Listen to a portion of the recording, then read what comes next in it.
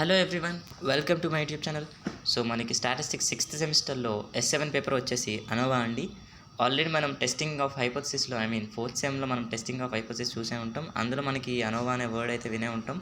So ఈ అనోవా అనేది ఎప్పుడు వాడతామంటే మల్టిపుల్ శాంపుల్స్ ఉన్నప్పుడు అండి. సపోజ్ K శాంపుల్స్ ఉంటే వాటి మధ్య డిఫరెన్స్ చెక్ చేయడం కోసం ఈ అనోవా అనేది మనం యూజ్ చేస్తాం. సో అనోవాలో మనకి మెయిన్లీ 2 ప్రొసీజర్స్ ఉన్నాయండి, అనోవా 1 వే అలాగే అనోవా 2 వే.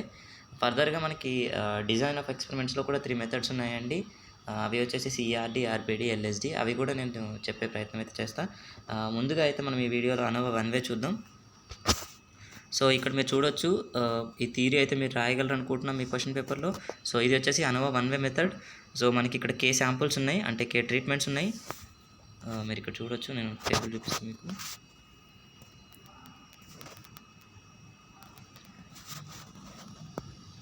సో ఇవన్నీ వేరియస్ అబ్జర్వేషన్స్ అయితే ఇవి K ట్రీట్మెంట్స్, అంటే K శాంపుల్స్. వీటి డిఫరెన్స్ టెస్ట్ చేయడం కోసం మనం ఇప్పుడు ఈ అనోవా 1 వే అనేది యూజ్ చేస్తున్నాం. సో ఈ టేబుల్ అయితే మీరు కన్స్ట్రక్ట్ చేయగలరు అనుకుంటున్నా. ఇవి వచ్చేసి అబ్జర్వేషన్స్ టోటల్ వాల్యూస్, అలాగే వాటి రెస్పెక్టివ్ మీన్ వాల్యూస్. సో ఈ టోటల్ చేస్తే మనకి గ్రాండ్ టోటల్ వస్తుంది. అదేవిధంగా మీన్ ఆఫ్ మీన్ చేస్తే మనకి గ్రాండ్ మీన్ వస్తుంది, అదే X bar double dot.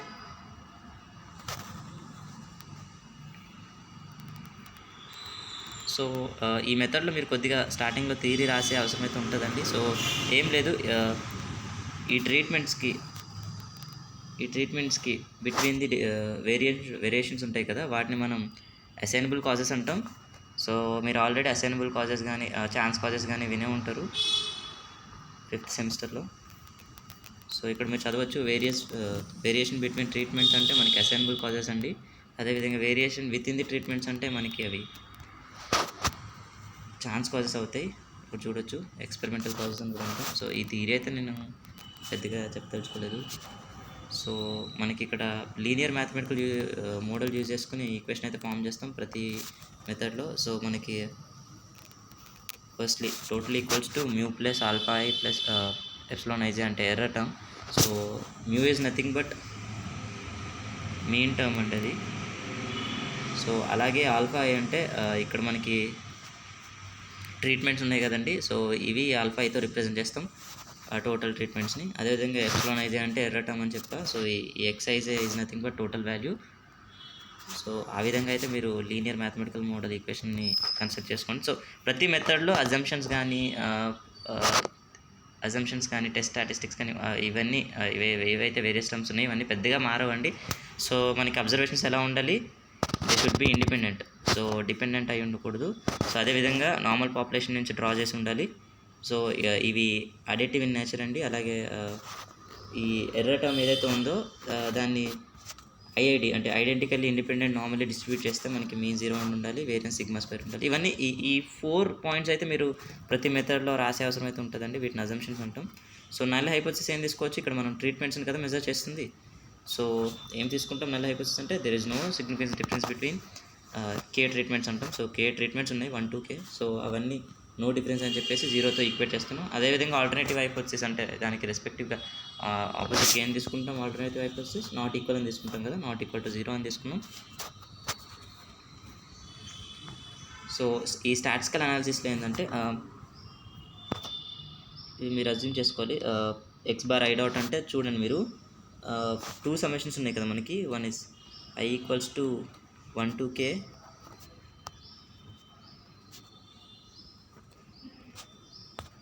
whereas the other one is J equals to 1 to Ni. So ఈ 2 సమ్మేషన్స్ ఉన్నాయి కదా. సో ఇప్పుడు మనమేమో firstly X bar I dot రాస్తున్నామంటే సో సమ్మేషన్ వచ్చేసి J సమ్మేషన్ తీసుకోవాలండి. సో J సమ్మేషన్ తీసుకుని total value by respective summation చేస్తే మనకి ఏ వాల్యూ వస్తుందండి, Ni కదా. Ni వరకు ఉంది కాబట్టి మనకి Ni వస్తుంది. సో మనకి మీన్ ఫామ్లో తెలుసు, some of observations by number of observations అని. ఇక్కడ నెంబర్ ఆఫ్ అబ్జర్వేషన్స్ మ్యాక్సిమం ఎంత రావచ్చు, మనకి Ni రావచ్చు. సో డివైడెడ్ బై Ni రాసుకున్నాం. సో ఈ ఫార్ములాస్ అయితే మీరు కన్స్ట్రక్ట్ చేయొచ్చు. అలాగే గ్రాండ్ మీన్ అంటే మనం ఈజీగా రాయొచ్చు, డబల్ సమ్మేషన్ XIJ బై వీటి రెస్పెక్టివ్ టోటల్ టర్మ్స్ ఎంత అంటే KNi కదా. సో KNiతో డివైడ్ చేస్తున్నాం. సో ఇది ఓవరాల్ మీన్. సో వీటిని అయితే మీరు ఈజీగా కన్స్ట్రక్ట్ చేసుకోవచ్చు. ఇది మనకి మెయిన్ వచ్చేసి ఎస్టిమేషన్ ఆఫ్ పారామీటర్స్. సో మనకి ఈ లీనియర్ మ్యాథమెటిక్ మోడల్లో కాన్స్టెంట్స్ ఏమున్నాయండి. సో ఇది వచ్చేసి మీన్, ఇది వచ్చేసి alpha I treatments value. So ఈ ఎర్రర్ అనేది నెగ్లిజిబుల్. ఇది వచ్చేసి టోటల్ వాల్యూ. సో మనకి ఉన్న కాన్స్టెంట్స్ ఏంటి, మ్యూ, ఇంకా ఆల్ఫా ఐ. సో ఈ మ్యూ ఇంకా alpha I values find out చేస్తే మనం ఫర్దర్గా ప్రొసీడ్ అవ్వచ్చండి. సో దీనికోసం అని చెప్పి మనం principle of least square technique use చేస్తాం. సో అదేం లేదంటే ఎర్రర్ టర్మ్. సో ఈ principle of least square method ఎందుకు యూజ్ చేస్తామంటే ఎర్రర్ని మినిమైజ్ చేయడానికి యూజ్ చేస్తాం. సో ఎర్రర్ని మీకు ఇనీషియల్లీ ఒక వాల్యూ ఉంది కదా, దాంట్లో ఎర్రర్ వాల్యూని ఫైండ్ అవుట్ చేద్దాం. ఎర్రర్ వాల్యూ ఫైండ్ అవుట్ చేయాలంటే ఏముంది, మిగతా వాల్యూస్ అన్నిటిని అటు సైడ్ పంపించండి, మైనస్ అవుతాయి. So E I J equals to ఎక్స్ఐజే minus mu minus alpha I. ఇది మీకు వచ్చిన సెకండ్ ఈక్వేషన్. దీనికి ఇప్పుడు స్క్వేరింగ్ అండ్ సమ్మేషన్ చేయండి మీరు బోత్ సైడ్స్. సో మీకు చేసినట్లయితే ఈ విధంగా అయితే వస్తుందండి. Double summation E I J square equals to double summation ఎక్స్ఐజే minus mu minus alpha I whole square కదా. సో దీనికి మనకి లోపల ఉన్న కాన్స్టెంట్ టర్మ్స్ పారామీటర్స్ ఏమున్నాయండి, మ్యూ ఇంకా ఆల్ఫా ఐ కదా. సో వీటి రెండింటికి మనం పార్షియల్ డిఫరెన్షియేషన్ అయితే చేయాలండి. విత్ రెస్పెక్ట్ టు మ్యూ ఒకసారి, with respect to alpha I ఒకసారి చేసినప్పుడు వాటి వాల్యూస్ వస్తాయి. సో అవి తీసుకెళ్ళి మనం ప్రీవియస్లో ఉన్న ఈ ఈక్వేషన్లో సబ్స్టిట్యూట్ చేయాలి. అప్పుడు మనకి ఈ ఎర్రర్ టర్మ్ వస్తుంది. సో చూద్దాం ఫర్దర్గా. సో ఇచ్చిన ఈక్వేషన్ ఇచ్చిన ఈక్వేషన్ ఎస్ అనుకున్నాం. So with respect to mu differentiation చేస్తే మనకి ఫార్ములా తెలుసు. డిఫరెన్షియేషన్ ఆఫ్ ఎక్స్ స్క్వేర్ ఎంత అండి, మనకి 2x కదా. సో ఈ 2 అనేది ముందుకు వస్తుంది. అట్లానే ఇక్కడ n-1 అంటే 2 - 1 అంటే 1 ఉంటుంది కాబట్టి 2x. సో మీకు డిఫరెన్షియేషన్ ఫార్ములా తెలుసు కదా. అదేవిధంగా ఇప్పుడు x³ తీసుకున్నాం అనుకోండి. సపోజ్ ఎలా వస్తుంది చెప్పండి. 3 ఏదైతే పవర్ వాల్యూ ఉందో అది ముందుకు వస్తుంది. అలాగే x పవర్ n-1 అంటే 3 - 1 2 కదా, 3x² కదా x³ డిఫరెన్షియేషన్. సో అదేవిధంగా ఇక్కడ చూడండి, మనకి ఇక్కడ హోల్ స్క్వేర్ ఉండేది, ఇక్కడ హోల్ స్క్వేర్ ఉండేది. సో ఈ 2 ముందుకు వచ్చింది, డిఫరెన్షియేషన్ చేస్తే 2 into double summation ఎక్స్ఐజే minus mu minus alpha I whole power 1 అంటే ఏం రాయ వస్తుంది మన పవర్. అదేవిధంగా ఇంటర్నల్గా డిఫరెన్షియేషన్ చేస్తే మ్యూకి ఇంటర్నల్గా డిఫరెన్షియేషన్ చేస్తే మనకి -1 వస్తుంది. సో అప్పుడు మనకి ఏమవుతుందంటే ముందుకి -2 వచ్చినట్టు అవుతుంది.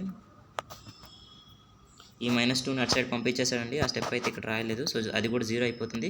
So then will left with this value అండి.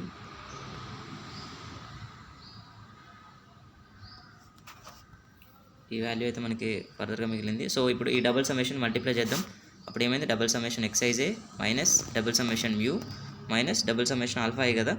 సో మనకి నల్ హైపోథిసిస్ ఏం తీసుకున్నామండి, alpha 1 equals to alpha 2 equals to so on equals to 0 అని తీసుకున్నాం కదా. ఎందుకంటే నల్ హైపోథిసిస్లో ఆల్ఫా ఐ వాల్యూస్ ఈక్వల్ కదా.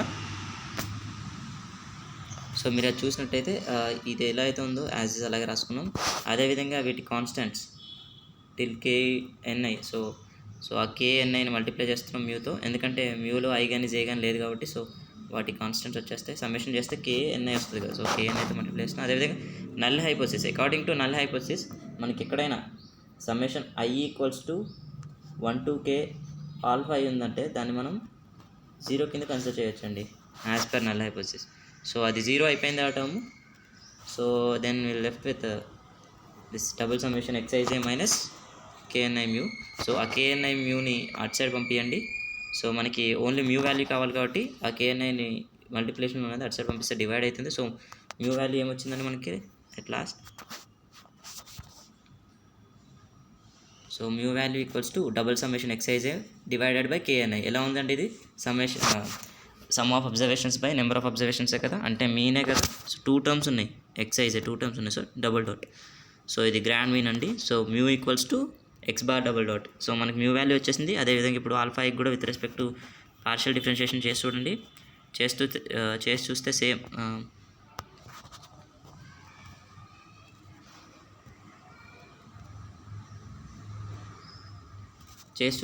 చూడొచ్చు మీరు, సేమ్ అదే ప్రొసీజర్. సో మనకి ఇదైతే మిగులుతుంది. సేమ్ ప్రీవియస్లో కూడా మ్యూతో డిఫరెన్షియేషన్ చేసినప్పుడు కూడా అదే మిగులుతుంది. సో ఇప్పుడు మళ్ళీ మనం ఇక్కడ చూడండి, ఆల్ఫా ఐతో డిఫరెన్షియేషన్ చేసినాం కదా. So with respect to alpha I చేసినాం కదా. సో సమ్మేషన్ ఏమొస్తుంది, ఓన్లీ జే వస్తుంది. Summation J equals to 1. అక్కడ మ్యూ అనే కాన్స్టాంట్తో చేసాం కాబట్టి డబుల్ సమ్మేషన్ వచ్చింది. ఇక్కడ డిఫరెన్షియేషన్ తీసుకుంటున్నాడు మనం ఓన్లీ ఈ with respect to alpha I చేస్తున్నాం కాబట్టి జే టర్మ్స్ ఉంటాయి. సో ఆ జే సమ్మేషన్తో మల్టిప్లై చేయండి.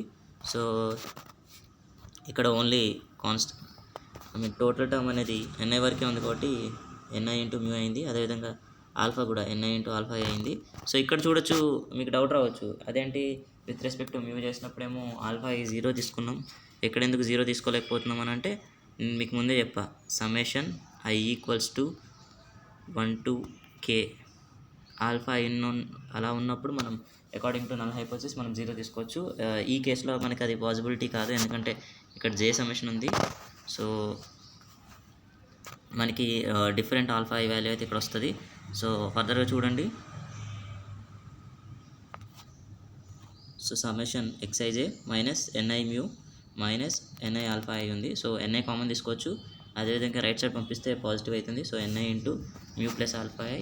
సో ఆ ఎన్ఐని ఇటు సైడ్ పంపించండి, డివైడ్ అవుతుంది.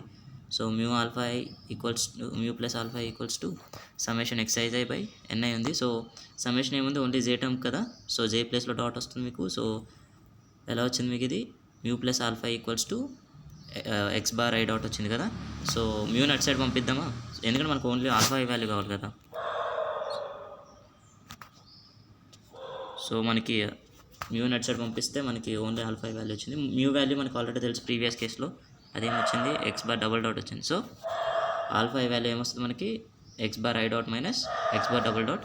సో ఈ రెండు ఈక్వేషన్ ఐ మీన్ ఈ రెండు వాల్యూస్ని తీసుకెళ్ళి మీరు ఈఐజే వాల్యూ వచ్చింది, ఈఐజేకి మనకు ఒక ఈక్వేషన్ ఉంది కదా, x i j minus mu minus alpha i అని చెప్పి. So mu value alpha i value substitute చేస్తే మనకి ఈ x bar double dot cancel అయిపోతుంది. అదేవిధంగా we are left with e i j equals to ఎక్స్ఐజే minus x bar i dot.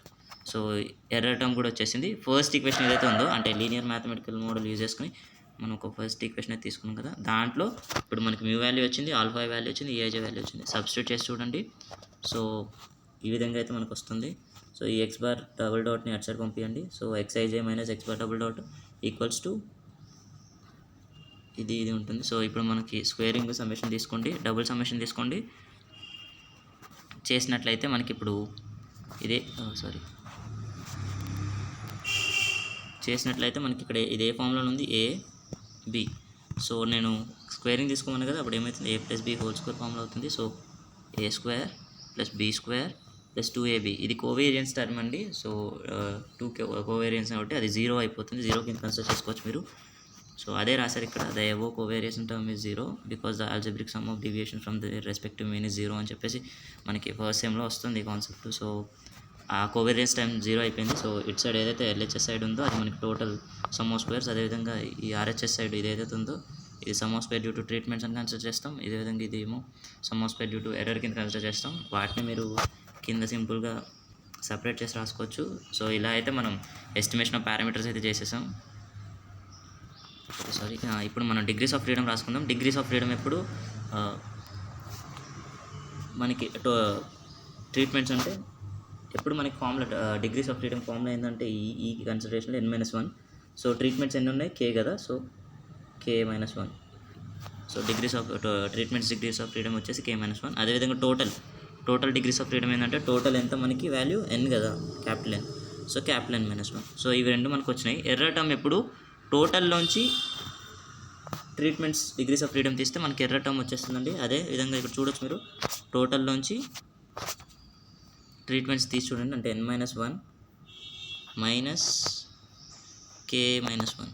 So minus of minus లోపల +1 అయిపోతుంది. So ఆ 1 క్యాన్సిల్ అవుతుంది. సో n-k మనకి మిగులుతుంది. So error degrees of freedom వచ్చేసి n-k. సో ఒకసారి మనం మీన్ సమ్ ఆఫ్ స్క్వేర్స్ కూడా చూద్దాం. ఇవన్నీ ఈ మెథడ్లో ఇంక్లూడ్ అయి ఉంటాయండి. మీన్ సమ్ ఆఫ్ స్క్వేర్స్ అంటే ఏం లేదు, వాటి సమ్ ఆఫ్ స్క్వేర్స్ని with their respective degrees of ఫ్రీడమ్తో డివైడ్ చేస్తే మనకి మీన్ సమ్ ఆఫ్ స్క్వేర్ వస్తుందండి. చూడొచ్చు మీరు ఇక్కడ sum of square due to ట్రీట్మెంట్స్లో ఏమో SST బై k-1. k-1 అంటే దాని రెస్పెక్టివ్ డిగ్రీస్ ఆఫ్ ఫ్రీడమ్. అదేవిధంగా sum of square due to error చూస్తే మీరు SE² equals to SSE by n-k. n-k అంటే దాని రెస్పెక్టివ్ డిగ్రీస్ ఆఫ్ ఫ్రీడమ్ కదా. సో నెక్స్ట్ ఫర్దర్గా మనకు కావాల్సింది ఏంటి, టెస్ట్ స్టాటిస్టిక్ కదా. టెస్ట్ స్టాటిస్టిక్ ఏంటంటే ఇక్కడ మనకి ఇక్కడ కనబడుతుంది కదా మీకు, ఎఫ్ టెస్ట్ అండి ఇది. సో ST² బై SE² చేయండి. ST² అంటే mean sum of square of treatments, అదేవిధంగా divided by mean sum of square of error చేస్తే మనకి ఎఫ్ ట్యాబ్తో కంపేర్ చేసి చూడండి. ఎఫ్ ట్యాబ్ ఎక్కడ తీసుకోవాలంటే ఈ రెస్పెక్టివ్ డిగ్రీస్ ఆఫ్ ఫ్రీడమ్లో తీసుకోవాలి. K-1 అదేవిధంగా N-K. మీకు ఎగ్జామ్లో అయితే ప్రాబ్లమ్స్ రావండి, మోస్ట్ ప్రాబబ్లీ మెథడే అడుగుతాడు. సో మీరంత ఇన్డెప్త్గా ఈ టేబుల్ వాల్యూస్, క్యాల్కులేటర్ వాల్యూస్ అన్నీ చేయాల్సిన ఇది లేదు, జస్ట్ ఫార్ములాస్ అయితే గుర్తుపెట్టుకోండి. సో ఈ డిగ్రీస్ ఆఫ్ ఫ్రీడమ్ ఎలా తీసుకుంటాం, ట్రీట్మెంట్స్ డిగ్రీస్ ఆఫ్ ఫ్రీడమ్, అదేవిధంగా ఎర్రర్ డిగ్రీస్ ఆఫ్ ఫ్రీడమ్ కూడా తీసుకోండి. సో అది వచ్చేసి మనకి ఎఫ్ స్టాటిస్టిక్స్. దీన్ని అనోవా టేబుల్ అంటామండి. సో అనోవా టేబుల్ ఇక్కడ చిన్న మిస్టేక్ ఉంది, ఇది స్క్వేర్ కాదు, సోర్స్ ఆఫ్ వేరియేషన్ అంటాం దీన్ని. So source of variation, degrees of freedom, some of square, mean sum of square, F test. So ఇవన్నీ రాసుకోవాలి. మనకి ఇక్కడ ఏమేమి టర్మ్స్ ఉన్నాయి, ట్రీట్మెంట్స్ ఉంది, ఎర్రర్ ఉంది, అట్లనే వాటి తోటి ఉంది. సో ట్రీట్మెంట్స్కి డిగ్రీస్ ఆఫ్ ఫ్రీడమ్ K-1, అదేవిధంగా దాని సమ్ ఆఫ్ స్క్వేర్ అంటే SST, అదేవిధంగా దాని మీన్ సమ్ ఆఫ్ స్క్వేర్ అంటే SST/K-1 అంటే ST². ఎర్రర్ కూడా చూడండి, ఎర్రర్కి N-K, దాని సమ్ ఆఫ్ స్క్వేర్ వచ్చేసి SSE, సో దాని మీన్ సమ్ ఆఫ్ స్క్వేర్ వచ్చేసి SSE respective degrees of freedom N-K. So total వచ్చేసి మనకి N-1, దీన్ని TSS అంటాం, దీనికి total sum of square. So F test చెప్పాను కదండి, ST²/SE² చేసి with respect to their respective degrees of ఫ్రీడమ్తో చేసి చూసి కన్క్లూజన్ మనం రాయొచ్చు. మనకి తెలుసు కదా 4th sem hypothesis. So FCal FTab అయితే ఈ α% ఆఫ్ లెవెల్ ఆఫ్ సిగ్నిఫికెన్స్ దగ్గర ఈ డిగ్రీస్ ఆఫ్ ఫ్రీడమ్తో లెస్ దెన్ వస్తే మనం H0 యాక్సెప్ట్ చేయొచ్చండి. H0 ఏంటి, మనకి ఇక్కడ ఆల్ఫా వాల్యూస్కి డిఫరెన్స్ లేదని, అంటే K ట్రీట్మెంట్స్కి డిఫరెన్స్ లేదని. సో ఆ విధంగా అయితే మీరు ఈ ప్రొసీజర్ని చేయొచ్చు. నెక్స్ట్ వీడియోలో అనోవా 2A క్లాసిఫికేషన్ కూడా నేను చెప్పే ప్రయత్నం చేస్తాను అండి. సో ఇప్పటివరకు ఛానల్ని ఎవరు సబ్స్క్రైబ్ చేసుకోకపోతే దయచేసి సబ్స్క్రైబ్ చేసుకోండి, ఎందుకంటే మనకి తెలుగులో ఈ BSc మీద చాలా తక్కువ ఛానల్స్ ఉన్నాయండి. సో ఎక్స్క్లూజివ్గా కంటెంట్ అయితే నేను ప్రొవైడ్ చేయడానికి ట్రై చేస్తాను. అలాగే ఏ వీడియో నచ్చితే లైక్ చేయండి. So thanks for watching my video.